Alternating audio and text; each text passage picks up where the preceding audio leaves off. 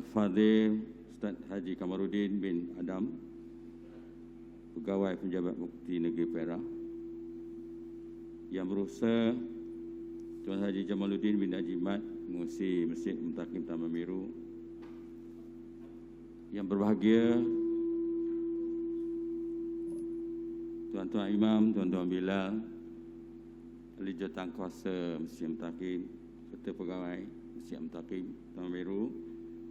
Yang berbahagia Datuk-Datuk, Datin-Datin, Tuan-Tuan, Perempuan yang dihormati sekalian. Bersyukur kita kepada Allah Subhanahu Wa Taala dengan limpah kurnianya sekali lagi kita dapat bersama pada malam ini di dalam satu majlis ceramah Isra' Mi'raj. Majlis mengalu-alukan dan mengucapkan terima kasih atas kehadiran penceramah khas kita pada malam ini, iaitu Al-Fadhil Ustaz Haji Kamarudin bin Adam, iaitu Pegawai Pejabat Mufti Negeri Perak, juga merupakan Pegawai Faktua Negeri Perak, dan juga Tuan Guru Masjid Al-Mutakim. Terima kasih.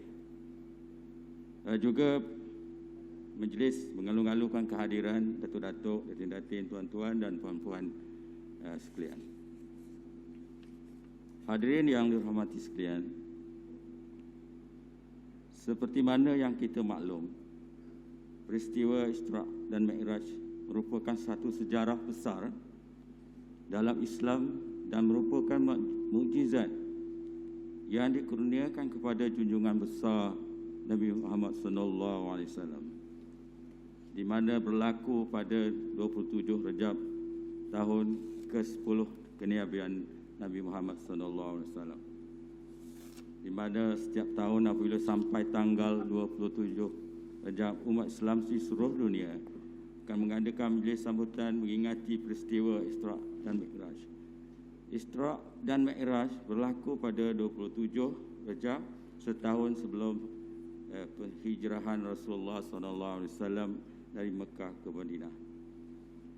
Perjalanan Rasulullah SAW ini telah diabadikan oleh Allah Subhanahu Wa Taala di dalam Al-Quran surah Al-Isra' ayat 1 yang bermaksud Maha Suci Allah yang telah memperjalankan hamba-Nya pada suatu malam dari Masjidil Haram ke Masjidil Aqsa yang telah kami berkati sekelilingnya, agar kami perlihatkan kepadanya sebahagian dari tanda-tanda kebesaran kami. Sesungguhnya Dia adalah Maha mendengar lagi Maha melihat. Peristiwa tersebut merupakan satu mukjizat besar yang digerakkan kepada Nabi Muhammad SAW. Belum ada manusia di muka bumi ini yang melalui perjalanan seumpama itu. Baginda bukan sahaja diperjalankan dari Masjid Al-Haram, Baitul Mekah, ke Masjid Aqsa di Palestin. Bahkan baginda Rasulullah SAW telah diangkat sehingga ke Sidratul Muntaha, yang mana melepasi langit yang ketujuh. Sebelum terjadinya peristiwa Isra' Mi'raj, Rasulullah SAW menghadapi banyak ujian yang sangat berat, terutama tentangan hebat dalam usaha dakwah. Antaranya baginda diusir dan ditolak oleh penduduk kota Taif. Rasulullah juga kehilangan dua insan yang sangat disayangi dan sangat penting dalam hidup, iaitu isteri kesayangan baginda Siti Khadijah, serta bapa saudara yang banyak membantu baginda, iaitu Abu Talib. Oleh itu, Isra' Mi'raj merupakan hadiah dan sebagai imbalan daripada apa yang telah Rasulullah hadapi, terutamanya pada tahun yang sama juga yang dikenali sebagai tahun kesedihan. Sebelum saya menyerahkan majlis ini kepada Al-Fadhil, izinkan saya memperkenalkan lebih dekat. Walaupun kita selalu jumpa, kita pun tidak begitu dekat dengan latar belakang Al-Fadhil. Nama sebagaimana yang dimaklumkan, Al-Fadhil Ustaz Haji Kamarudin bin Adam, berumur 40 48 tahun, mana di bawah dari 50 tahun ni. Berasal dari kampung Rasah, Sungai Jipun. Memperoleh 7 orang secahaya mata. Mendapat pendidikan ijazah sarjana muda Kepujian Universiti Al-Azhar dalam bidang hadis dan MBA di Universiti UiTM Perak. Okey. Tanpa melengahkan masa, dengan penuh takzim dijemput Al-Fadil untuk menyampaikan ceramah pada malam ini. Silakan.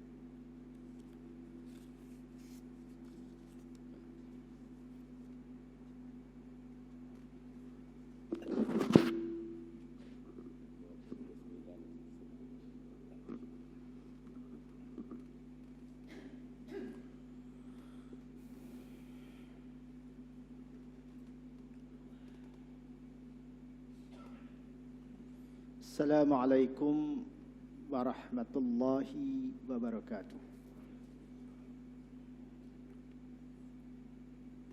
Alhamdu wassana'u lillahi azza wa jal. Wassalatu wassalamu ala habibina wa syafi'ina wa zukhrina wa maulana Muhammad وعلى آله وأصحابه واستنى بسنته إلى يوم لقاء ربه. اللهم لا سهل إلا ما جعلته سهلا وأنت يا الله إن شئت تجعل الحزن سهلا. اللهم استر عوراتنا وآمين روعاتنا.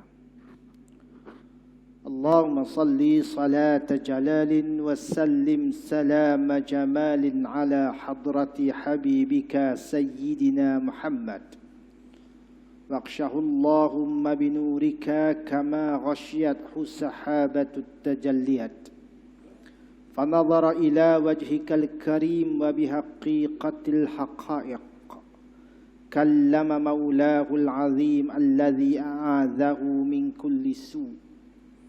اللهم فرج كربنا كما وعدت أمن يجيب المضطر إذا دعاه ويكشف السوء وعلى آله وصحبه وبارك وسلم آمين.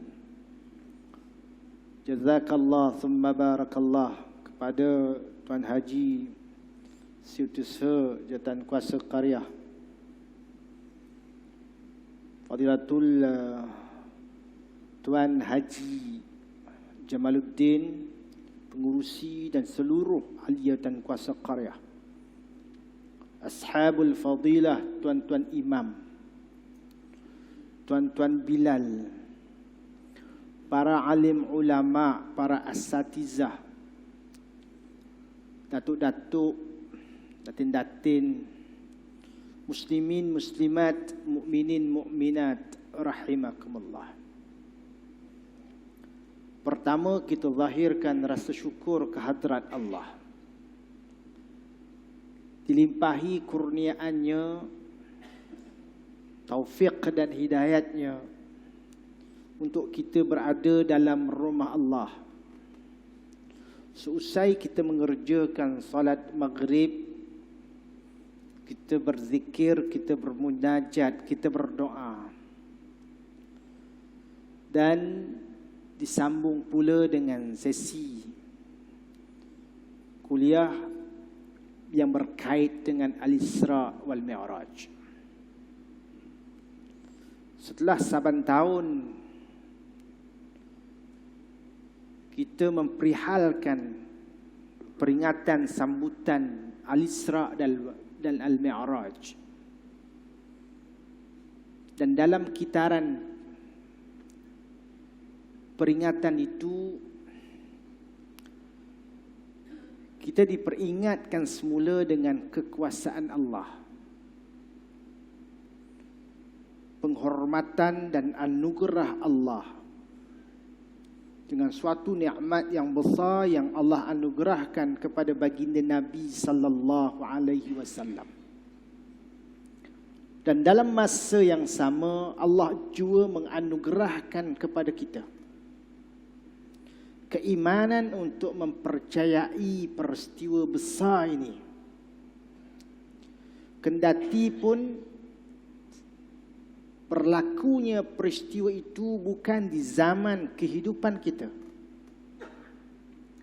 tetapi kita mendengarnya daripada para ulama yang menakalkan dan menukilkan dalil-dalil yang sabit berkenaan dengan peristiwa ini.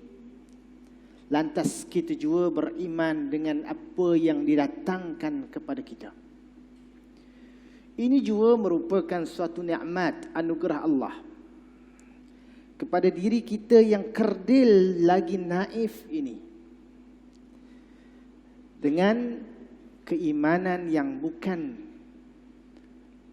boleh diimbang dan ditimbang dengan timbangan dunia dan isinya, tetapi cukup besar nikmat iman kita atas anugerah Allah Subhanahu wa taala. Dan benarlah Imamuna Asy-Syafi'i menyebut, lana al-imanu wal islam wa kafa bihima minan ni'am. Bagi kita nikmat iman dan Islam membadailah dua nikmat ini daripada seluruh nikmat-nikmat anugerah Allah yang lain.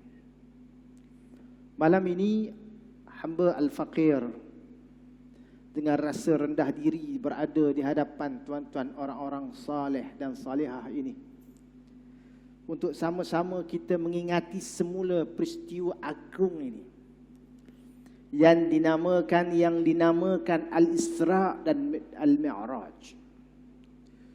Dua perkara yang berlaku pada diri Nabi sallallahu alaihi wasallam, dan dalil berlakunya dua peristiwa besar ini sabit dalam Quran.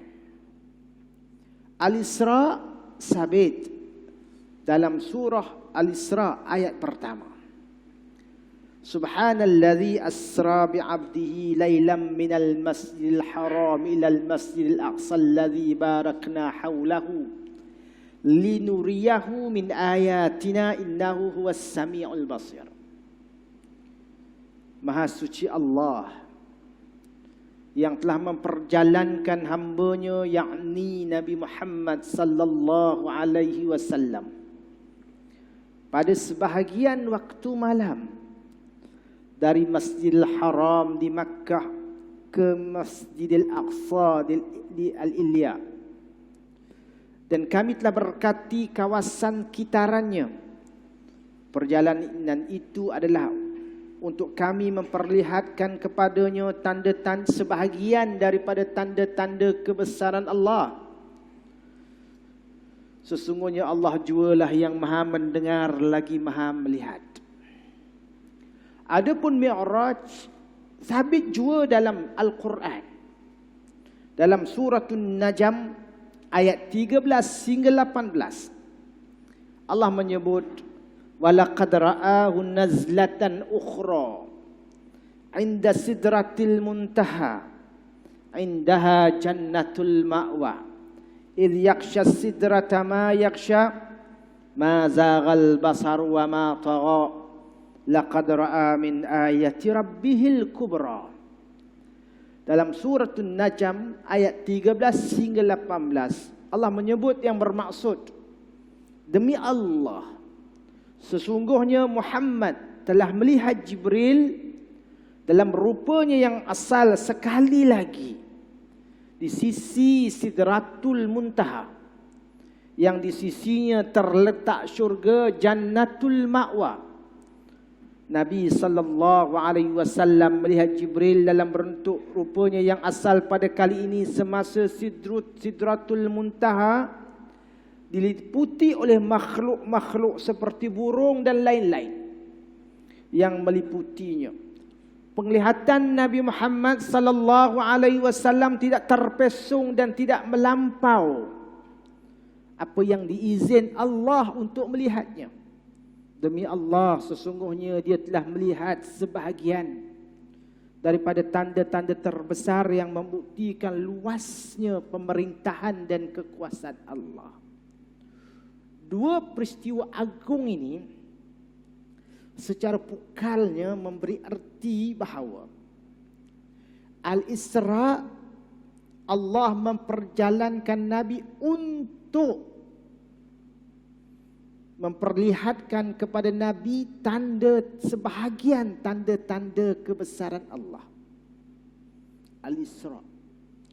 Adapun Al-Mi'raj ialah suatu perjalanan yang benar-benar Nabi melihat kekuasaan Allah. Tuan-tuan yang dirahmati Allah, satu pakej perjalanan yang menakjubkan. Yang Al-Isra itu disebut perjalanan bumi, yaitu perjalanan Nabi daripada Masjidil Haram ke Masjidil Aqsa dengan menaiki burak.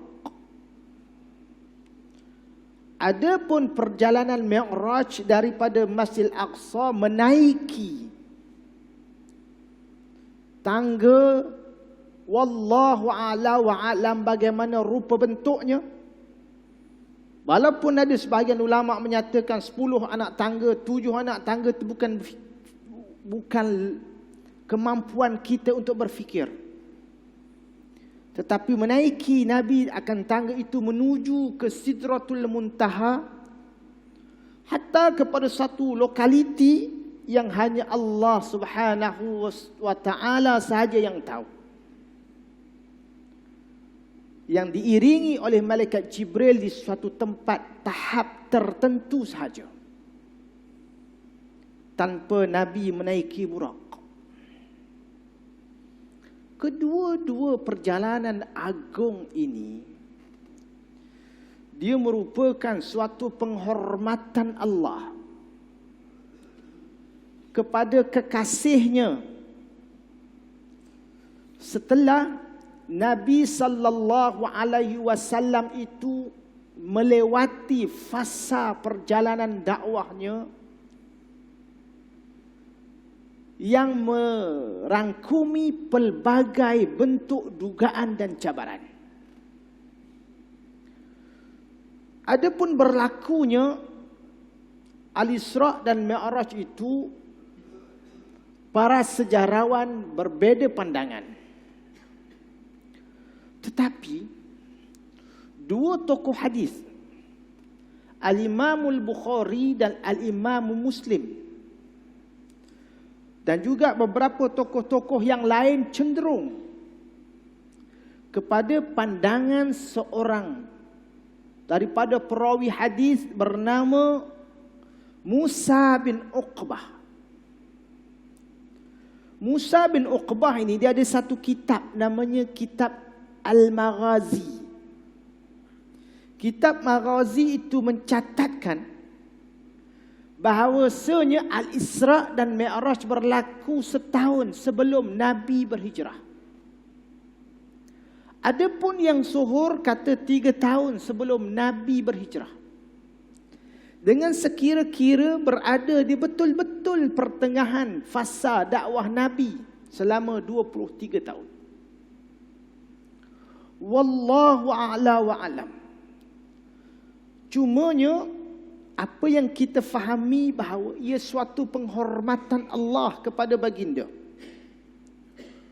untuk meneguhkan pendirian dan keyakinan Nabi.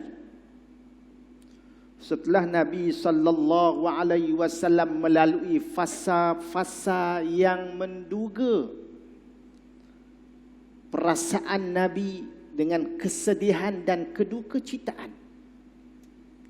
Ia benar kewafatan isterinya Khadijah yang banyak menghiburkan Nabi, kewafatan Abu Talib yang banyak mendindingi Nabi daripada serangan-serangan para pembesar Quraisy, para juhala, para musyrikin, di samping sehingga ke titik masyarakat Quraisy dan para pembesarnya menganiayai Nabi sehingga ke tahap menyentuh badan, ditambah pula dengan misi dakwah yang paling menyedihkan dalam fasa dakwah Nabi, iaitu peristiwa dakwah di bumi Taif yang memakan masa lebih kurang 10 hari. Tidak ada yang beriman melainkan seorang yang bernama Addas. Maka Allah memberi penghormatan dengan menghiburkan Nabi, disebut tasliyah, membujuk hati Nabi sallallahu alaihi wasallam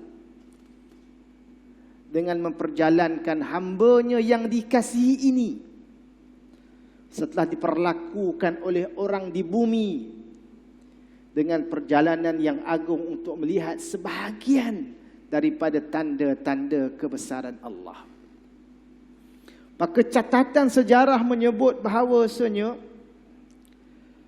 bermulanya peristiwa Al-Isra' dan Mi'raj itu yang dirakamkan oleh Al-Imam Al-Bukhari dan juga Al-Imam Muslim seusai solat Isya'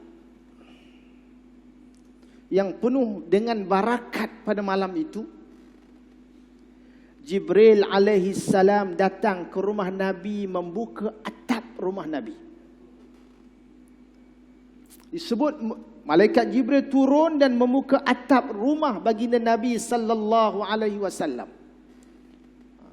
Ni betul-betul ikut atap ni.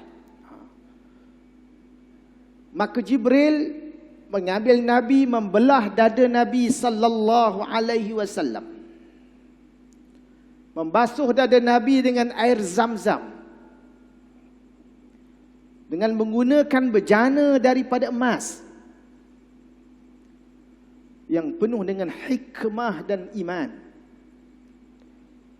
lalu menuangkan ke dalam dada baginda Nabi sallallahu alaihi wasallam. Disebut dalam riwayat itu ditutup kembali, bukan makna bedah biar, tak, ditutup kembali dengan memegang tangan baginda, seterusnya membawa baginda pergi. Ini dicatat dalam hadis riwayat Imam Bukhari dan Imam Muslim. Begitu juga dicatat oleh Ibnu Asakir sedemikian rupa. Maka tuan-tuan yang dirahmati oleh Allah Subhanahu wa taala, di episod pertama ini kita cerita sedikit fakta sebagai pengulangan bagi meneguhkan keimanan kita juga. Kemudian Al-Imam Anas bin Malik, bekas khadam Nabi, juga menceritakan bahawasanya Rasulullah sallallahu alaihi wasallam bersabda, yang Al-Imam Al-Baihaqi letak dalam kitabnya Ad-Dalail. Kata Anas bin Malik, Nabi sallallahu alaihi wasallam bersabda, didatangkan kepadaku seekor burak, iaitu binatang putih yang lebih besar dari keldai dan lebih kecil daripada bagal. Ia melangkah sejauh mata memandang, tak dapat nak dibayangkan. Tuan-tuan, anak kecil-kecil dulu pernah tengok kalender. Dia melukis kat kalender tu. Budak-budak dengar ceramah Ustaz Merah kan. Itu tengok kalender kat rumah. Ini kau apa borak. Jadi sampai sekarang teringat. Walaupun tak dapat nak kita bayangkan. Dan bukan kita ada kuasa nak bayangkan, kerana akal kita terbatas. Kata riwayat ini, ia melangkah kakinya sejauh mata memandang. Kata Nabi, maka aku menaikinya.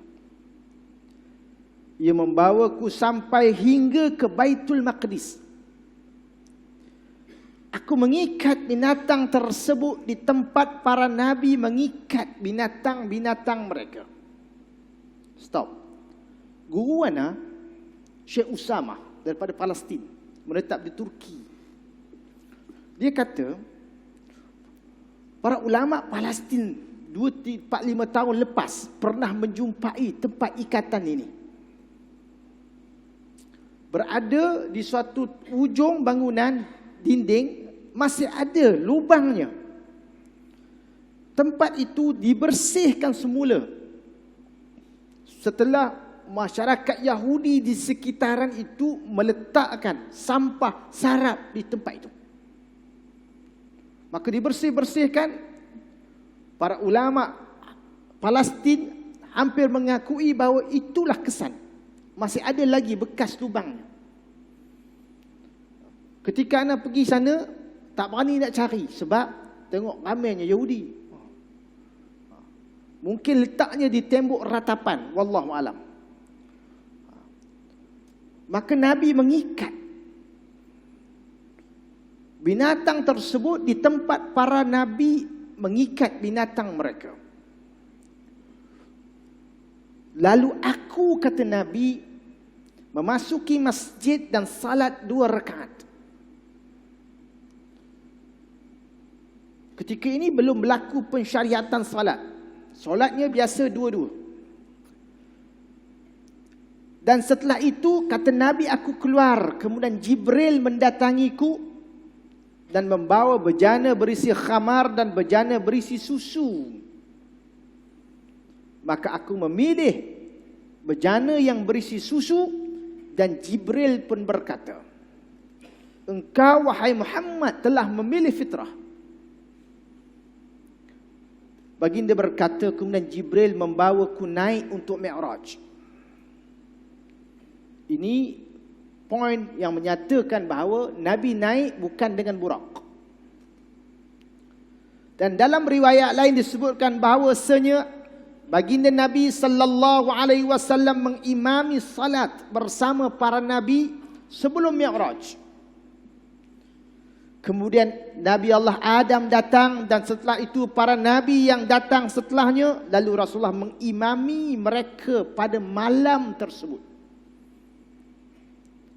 Ini nak menunjukkan bahawa Nabi itu dilabelkan sebagai Sayyidul Mursalin.